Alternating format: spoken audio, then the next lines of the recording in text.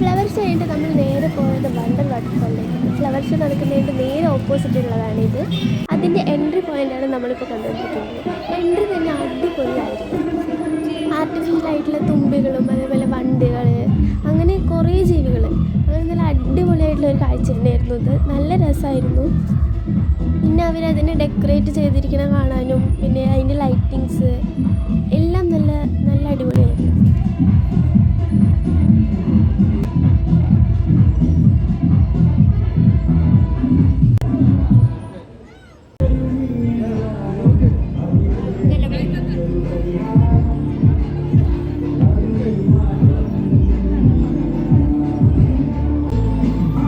ഞങ്ങളുടെ ചാനൽ ഇഷ്ടപ്പെട്ട എല്ലാവരും സബ്സ്ക്രൈബ് ചെയ്ത് ലൈക്ക് അടിച്ച് ഞങ്ങളെ സപ്പോർട്ട് ചെയ്യാൻ മറക്കരുത്.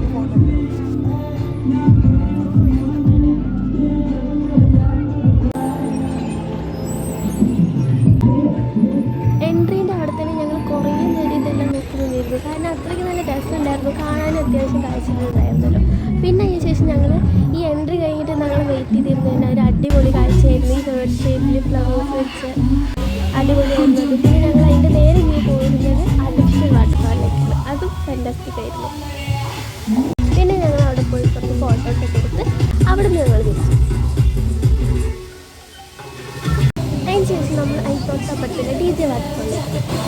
അവിടെ ആകുമ്പോൾ നമ്മൾ അവിടെ പോയി കഴിഞ്ഞാൽ വെള്ളമൊക്കെ നമ്മുടെ വീട്ടിൽ നന്നായിട്ട് വെച്ച് നല്ല തണുത്ത കാറ്റ്, നല്ല അടിപൊളിയായിരുന്നു അവിടെ.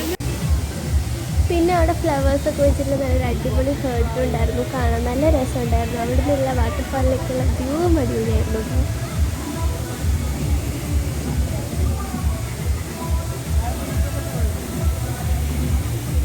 വാട്ടർഫാളിലെ കാഴ്ചകൾ കഴിഞ്ഞ് നമ്മൾ നേരെ പോയത് പിന്നെ ഇടിലേക്കായിരുന്നു.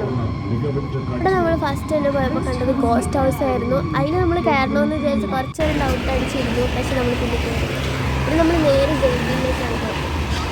അവിടുത്തെ എക്സ്പീരിയൻസ് നല്ലൊരു എക്സ്പീരിയൻസ് ആയിരുന്നു. അതിൽ നമുക്ക് ഫസ്റ്റൊക്കെ നല്ല സെറ്റ് ആയിരുന്നെങ്കിലും നടുക്കിലൊക്കെ കുറച്ചൊക്കെ കഴിഞ്ഞു. പക്ഷെ വീണ്ടും നമ്മൾ സെറ്റായി.